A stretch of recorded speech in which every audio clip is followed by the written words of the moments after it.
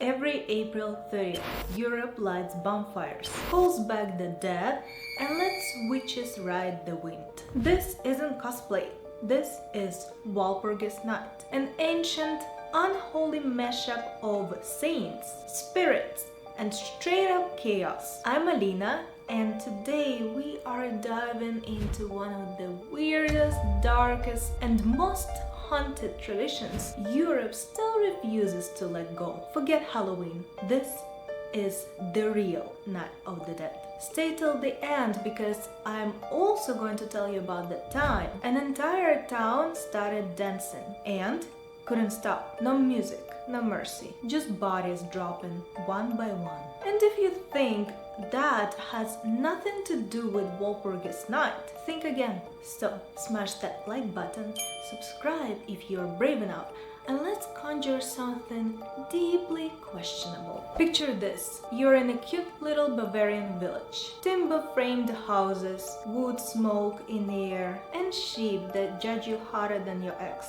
Cozy, right? But then something shifts. It's April 30th. Doors slam, windows lock, crosses appear where they were none. Even the drunk bartender sobers up and starts muttering Latin. You're like, oh, this is normal? Spoiler, it's not. Because tonight is Walpurgis Night, the devil's spring festival. Think Halloween's older, unhinged cousin. No candy, just witches, spirits, bonfires, and rumors that Satan himself is partying on a mountaintop. Locals say the veil between worlds is paper thin. Witches ride, spirits rise. And something out there is watching. Still feel cozy? Didn't think so. Let's start with Beltane, the ancient Celtic festival that basically said spring is cool, but let's turn up the heat, strip down and set stuff on fire. Let's dive into its origins, shall we? Because behind the bonfires and flower crowns is a celebration that was once equal parts sacred ritual, wild fertility rite, and full-on magical insurance policy against the dark forces. Beltane marks the halfway point between the spring equinox and the summer solstice. It was celebrated on the night of April 30th into May 1st, right when nature is practically bursting with life. You know the vibe. Flowers blooming, animals mating, farmers hoping their crops don't die. That kind of high-stakes energy. In short, Beltane is the Celtic festival of fire and fertility. Fire wasn't just symbolic, it was magical tech. The Celts believed that fire could purify, protect, and even bless the land, animals, and people. So, during Beltane, massive sacred bonfires were lit by druids, sometimes two fires side by side, and livestock were herded between them for purification and protection from disease and evil spirits. And yes, people would leap over flames too, not because they were drunk, although let's be honest, probably that too,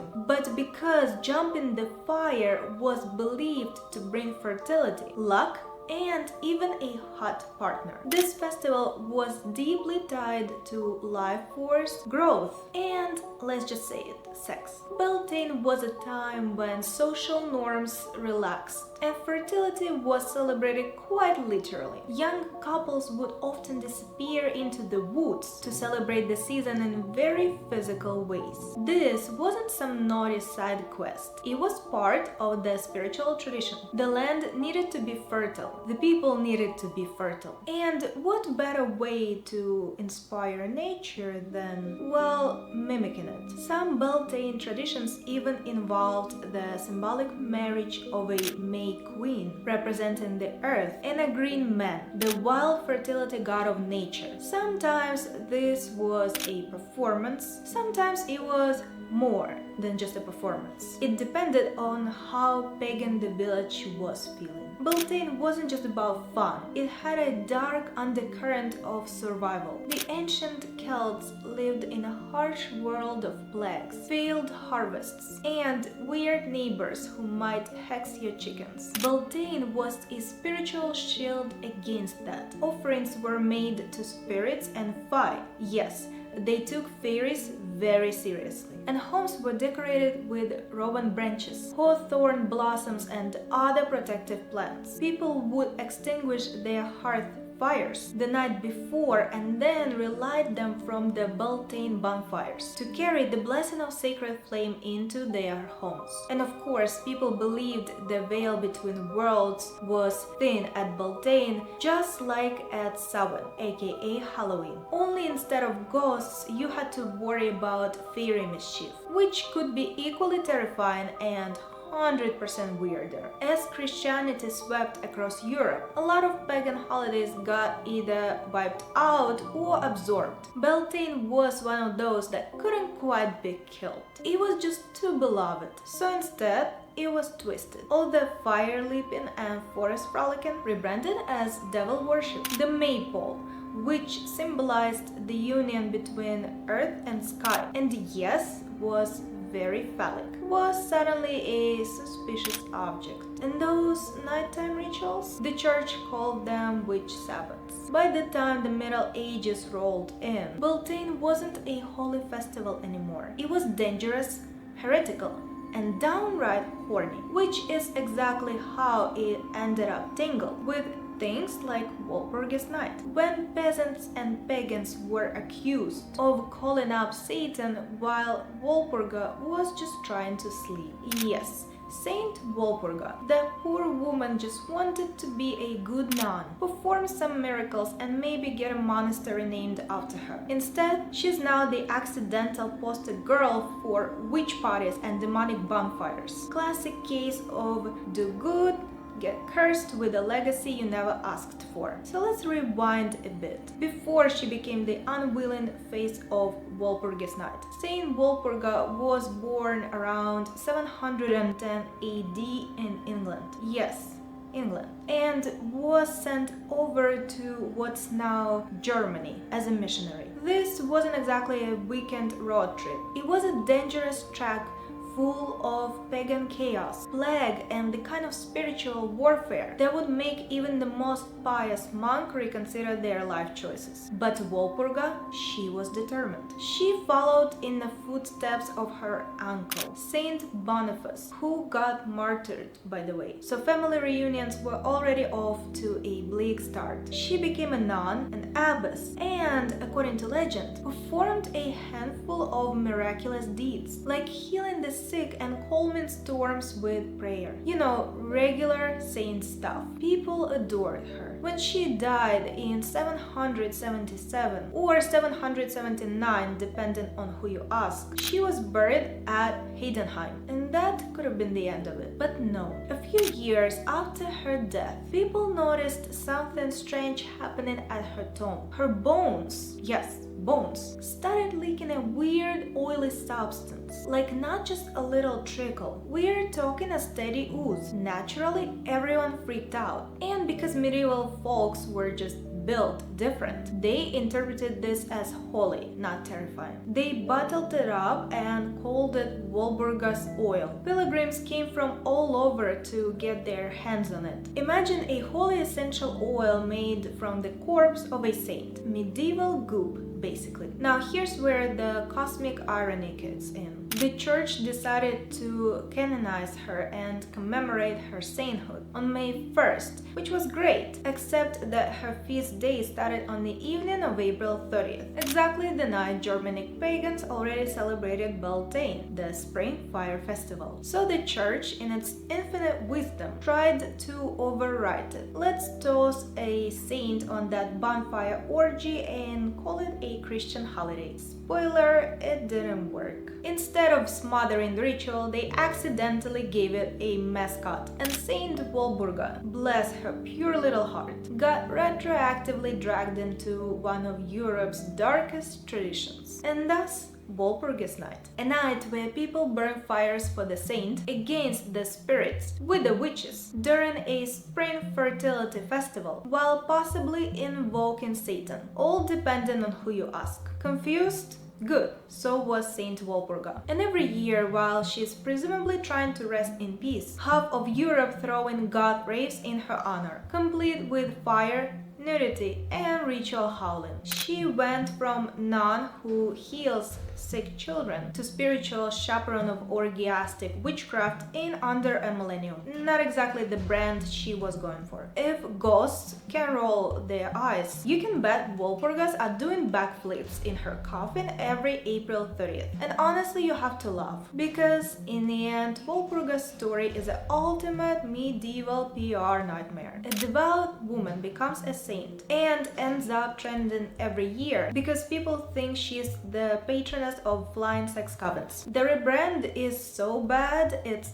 almost impressive. So next Walpurgis night, if you are lighting candles or dancing in the woods under a full moon, spare a thought of Saint Walpurga, the girl who just wanted to save souls and got dragged into a 1,000-year-long pagan after-party she never RSVP'd to. But it is Walpurgis Night, ancient, electric, and crawling with things that shouldn't exist. And it's just getting started. Let's talk about the broomstick. Humble household tool by day, supernatural launch vehicle by night. Originally meant for sweeping the hearth and keep your mud floor marginally less filthy, the broomstick got dragged into the witchcraft scene in the most scandalous way possible. This wasn't just about dusting. This was about flying, and not in a wholesome Mary Poppins sense. No, this was medieval folklore meets accidental chemistry, meets how the hell did we get here? Let's break it down. Back in a day, witches weren't thought to just hop on a broom and zoom across the sky for fun. No, their so-called flight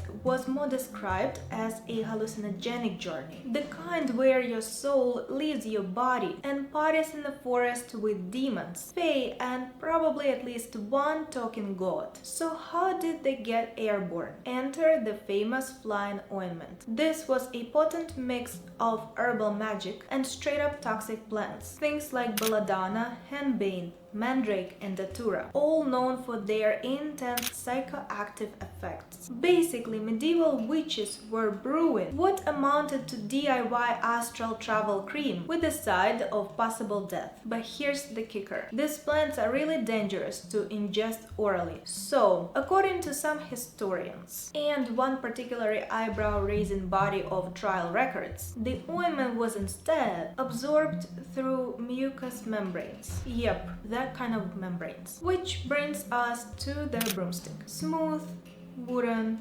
accessible. The perfect applicator. A lot of sources hint, not even subtly, that witches would anoint the broom with ointment, straddle it, and let the chemicals do their thing. So no, they weren't flying through the skies. They were tripping absolute face. They would lie down in a trance-like state, hallucinate wildly vivid journeys, and wake up convinced they'd flown to a mountaintop Sabbath and danced with horned figures. Were they evil? No, they were high. Were they a threat? Only to anyone trying to enforce 16th century moral codes, with zero understanding of botany. But the courts didn't care. If you'd seen visions, if you'd said anything under torture, you were doomed. Confessions poured in, and the more outrageous they were, the more people believed them. This is where science, folklore, and spectacularly poor decision-making collided to create one of the most iconic and misunderstood symbols in Halloween history. What started as a practical cleaning tool became a psychedelic vehicle for spiritual rebellion and gendered panic. Because let's be real, even men had invented flying ointment. It would have been sold in glass bottles with Latin names. But a woman straddling a broom and talking to trees? Witch, burn her. That's the real horror of Walpurgis Night. Not the witches, but the fear of them. A fear so potent, it burned thousands alive. And the worst part? Even centuries later, parts of that fear still linger. Not in courts, thankfully, but in shadows, in whispers. And every year, as April 30th approaches, people light fires. They say it's for tradition, but maybe, just maybe, it's for protection. Every creepy story needs a perfect setting. Some place remote, ominous, and high enough that God might have trouble hearing what you're doing up there. Enter Brocken Peak. The Brocken is the highest peak in the Harz Mountains of northern Germany. Shrouded in fog, battered by winds, and prone to eerie natural phenomena like the Brocken specter, where shadows stretch giant and ghost-like across misty clouds. It practically wrote its own legend. If you were a medieval peasant with vivid imagination and the fear of things that go bump in the night, this place was Hell's headquarters. According to centuries of myth, on the night of April 30th, the Brocken became the ground stage for a witches' sabbath, a wild, unholy gathering of witches from across the land who flew there on broomsticks, pitchforks, and sometimes even animals, or men, depending on how salty the folklore got. For centuries, locals claimed that on Walpurgis Night, witches didn't just fly, they converged. From all corners of Europe, they soared through the skies. And no, they weren't wearing hats. They weren't wearing anything. Because apparently when you are heading to a satanic sabbath on a haunted mountaintop, modesty just slows you down. Their destination? The top of the Brocken, where no Christian bell could reach and no priest would dare to follow. Once they arrived,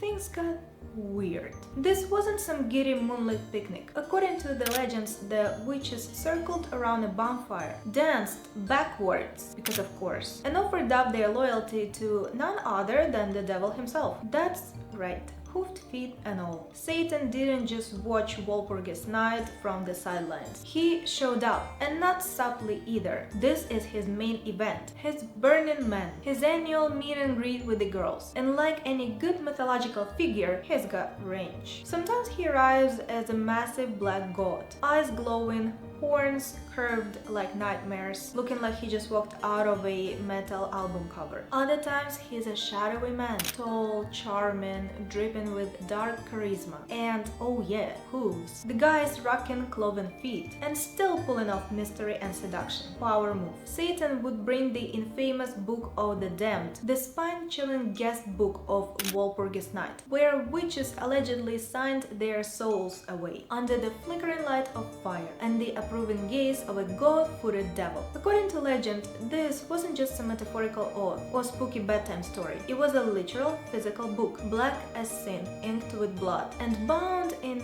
well, let's just say, unethical materials. In witchcraft lore, especially from the height of the witch panic in early modern Europe, the Book of the Damned, or Black Book, Devil's Ledger, and more, was said to be the contract between a witch and the devil himself to receive magical powers, flight, shape-shifting, cursing annoying neighbors, a flawless complexion. The witch had to pledge loyalty to Lucifer in writing, according to the lore pushed by inquisitors and demonologists, you know, the fun guys. The Book of the Damned wasn't just a sign-in sheet. It contained names of witches who had made pacts with the devil, the terms of their contracts, lifespan, powers granted, souls fortified, sometimes even instructions for spells, curses, and rituals. Basically, it was Satan's little black book, part registry, part user manual, part legal document from the darkest attorney imaginable. The idea of the Book of the Damned wasn't just creepy, it was theological gold. For example, it was used to justify witch hunts, torture, and executions. If a woman was accused of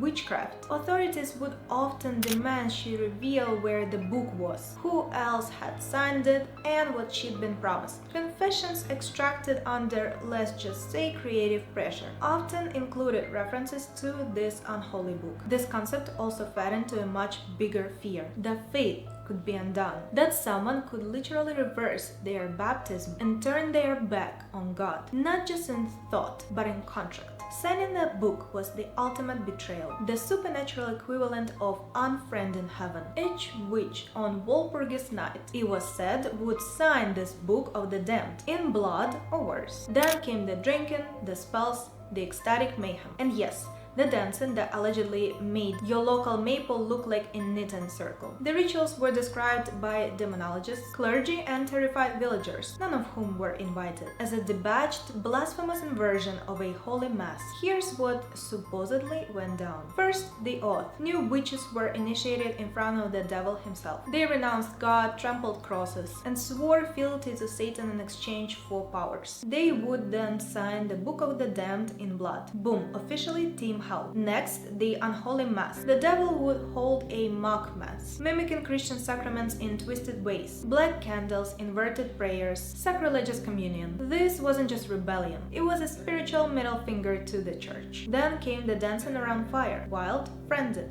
ecstatic. Some sources claimed the witches danced naked or in tattered ritual robes. Others said they formed circles, chanting spells, howling at the moon, or engaging in acts that would make a modern rave look like a PTA meeting. The fire wasn't just for vibes, it was part of a purification ritual and a way to ward off or summon spirits, depending on the goal of the Sabbath. Next, the devil's feast, because you can't have a party without snacks. But this wasn't your average potluck. According to terrified Christian accounts, food was stolen, spoiled, or laced with demonic influence. Some legends say it involved toads, snakes, blood, and unholy wine. Others said the food wasn't physical at all, just illusions conjured by the devil to tempt souls. Once everyone was warmed up and properly damned, the witches got to work, casting curses, brewing potions, raising spirits, plotting misfortunes for their enemies. One tale even claims they performed mock baptisms on animals, or hexed crops for entire villages. The Sabbath was both a celebration and a strategy meeting for mischief. In many accounts, the devil himself would choose a partner and engage in a final dance, often interpreted as a sexual ritual, marking the witch as truly his. Yes, these stories were probably invented by monks, with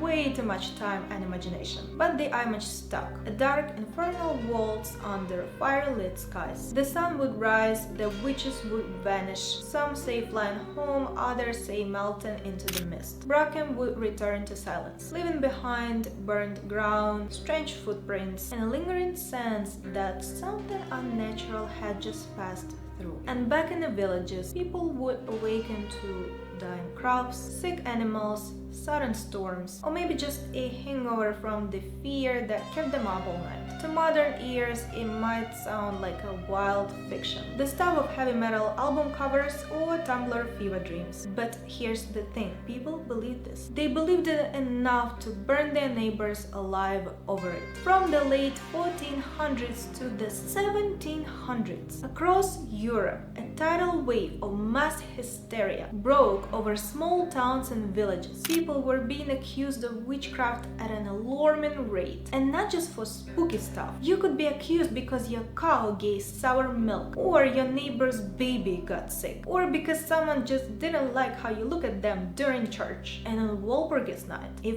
anything went wrong, if someone went missing, if a storm blew in, if your crops didn't behave, the village had a convenient explanation. Someone flew to Brocken. It didn't matter that you hadn't left town. The devil apparently had excellent air mileage. The hysteria really kicked into high gear after the publication of Malleus Maleficarum in 1487, a witch hunting manual written by two very bitter Dominican monks with too much time and zero chill. This book basically said, witches are real, they are mostly women, they fly to night Sabbaths, especially on Walpurgis Night. They kiss the devil's butt, literally. You should torture them until they confess. It sold like hotcakes. Suddenly, every unexplained illness, failed harvest, or cow that looked at you funny was blamed on witches. And where did those witches supposedly gather? That's right, a nighttime Sabbath on April 30th. Walpurgis Night became Exhibit A in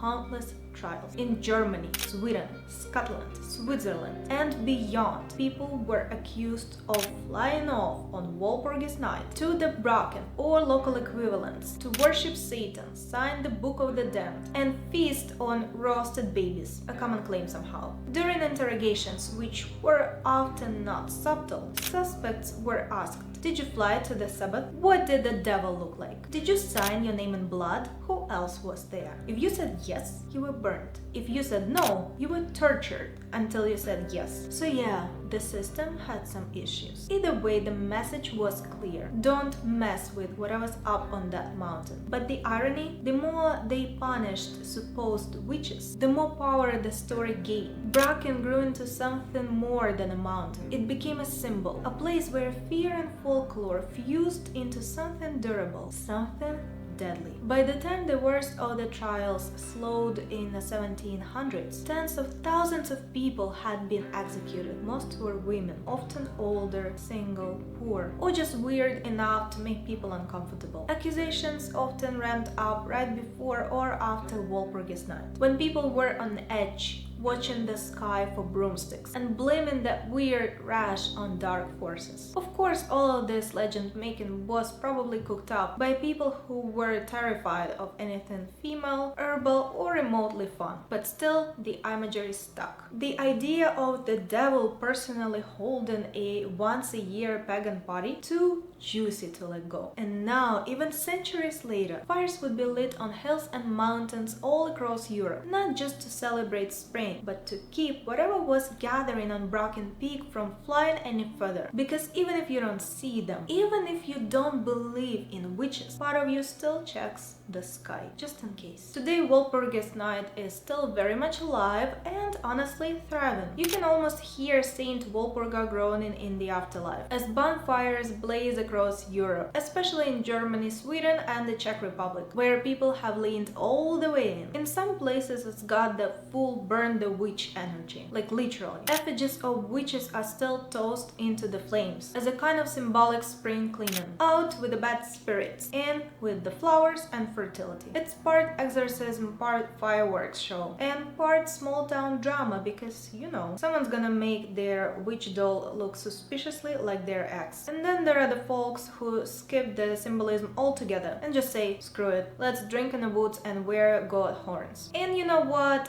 Respect. Because if you're going to celebrate the thinning of the veil between worlds, you might as well do it with a tankard in one hand and a fur cloak flapping dramatically in the wind. In Germany, they call it Witches Night, and the town of Tale near the legendary Brocken Mountain turns into a full-on cosplay of medieval chaos. Think music, fire shows, costumes, broomsticks, and enough eyeliner to summon an entire coven of hot demons. It's Halloween's wilder, drunker European cousin who doesn't care about pumpkin spice and just wants to dance by firelight until dawn. In Sweden, Walpurgis Night got a bit of a rebrand. They call it Valborg, and it's, well, it's kind of adorable. Less witches on broomsticks, more college students in white sailor hats, swaying arm in arm, belting out songs they've only half memorized. Think less Satan's birthday, more ancient group karaoke, with a light buzz and strong community vibes. Valborg is basically Sweden's way of saying, we survived winter, barely. Let's sing at the sky and drink until we forget the sun sets at 3 p.m. for half the year. But still, despite the charm and a daylight scene alone,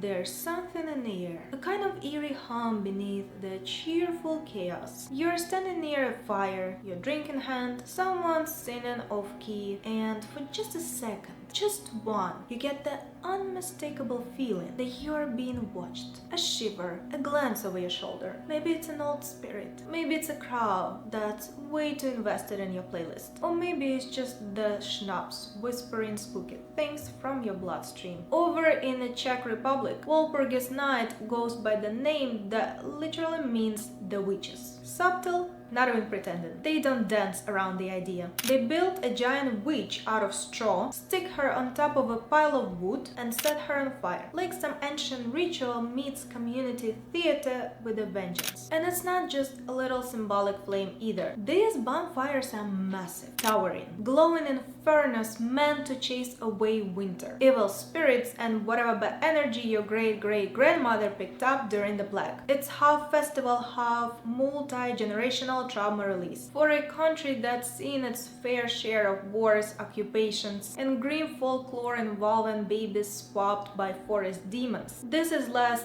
party and more national group exorcism with snacks. And oh, other snacks. While the witch effigy sizzles in the background, like a warning to all future troublemakers, kids roast sausages on sticks, giggling like they're not literally grilling dinner in front of a symbolic execution. Meanwhile, the adults, they are clinking pins of beer, watching the flames with that look that says, this is fine, this is normal. And to them, it is. Now let's talk about Estonia, a country that looked at Walpurgis Night and said, let's make this weird and loud. Their version is called Walpurgis Night, but sounds like something you chant during a summoning ritual while holding a candle and questioning your life choices. And honestly, that's a vibe. Like other parts of Europe, fires are lit, of course, because no spring festival is complete without casually tossing away the lingering stench of winter. But Estonia adds its own flair. Masks, costumes,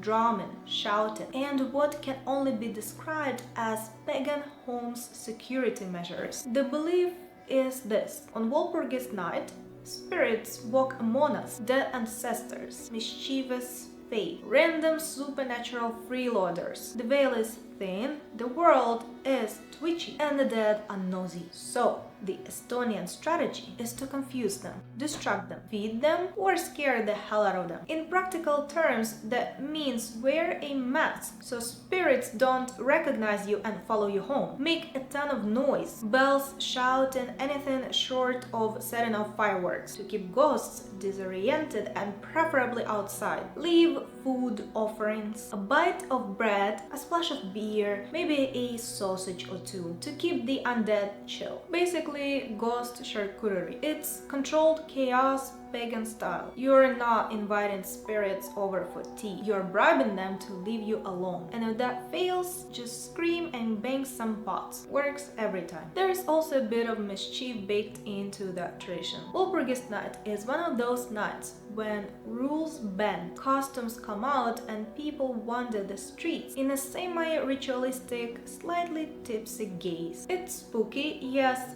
but it's also fun. In short, Estonia celebrates the ancient art of ghost management. Don't run from the spirits. Outwit them, feed them, and if needed, yell until they leave. A strategy as old as time and strangely effective. And when the fires burn down and the masked revelers stumble home with the scent of smoke and beer lingering on their clothes, spring arrives, unbothered, wild, and finally safe from whatever tried to follow you through the veil. Walpurgis Night isn't just spooky fun and drunken bonfires. It's something older, deeper, and oddly human. At its core, it's a collective sigh of relief, set to the soundtrack of crackling firewood and off-key singing. A ritual reminder that we survived. We outlasted another winter, another stretch of cold and quiet and claustrophobic darkness. And now it's time to go a little wild. Because humans, despite our Wi-Fi and weather apps and agronomic furniture, still crave ritual, still need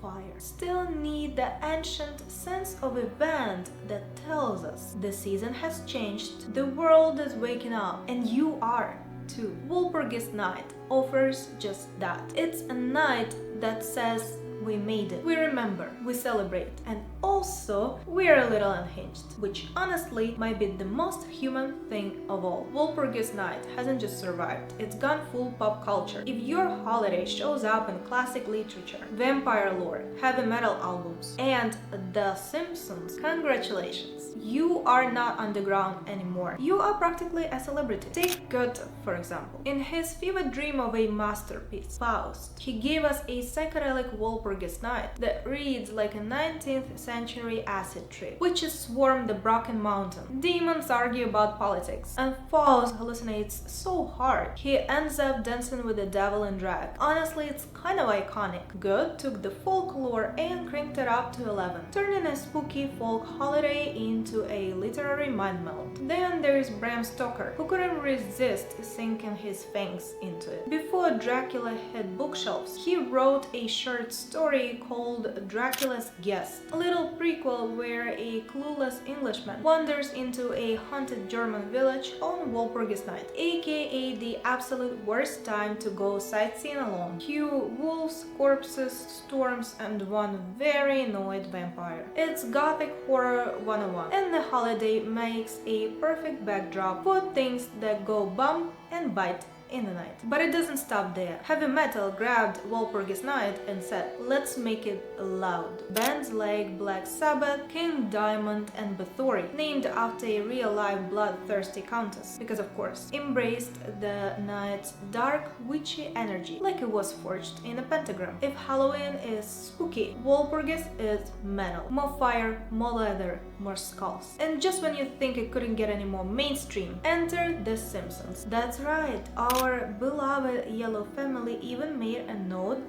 to Walpurgis Night. Once a feared pagan rite of spring, now honored by Bard in his devil costume. Peak modern culture. So yeah, Walpurgis Night went from sacred Celtic fire festival to non-themed ghost holiday to full-blown pop culture phenomenon. Literature romanticized it, horror turned it bloody, music made it loud, and cartoons made it funny. If you ever feel like your legacy being misunderstood, just remember Walpurga. She started as a saint and ended up a goth icon with her own witch-themed night on the calendar. Talk about a glow up. And here's the story I promised you in the beginning. So by now we know Walpurgis Night is a chaotic stew of witches, fire flying ointments, satanic networking events, and the occasional god with a questionable resume. But what if I told you that all that lore, the trances, the hallucinations, the madness, overlaps with one of the weirdest, most unsettling mass events in European history? Let's talk about the time an entire town danced itself into the hospital. The year was 1518. The place?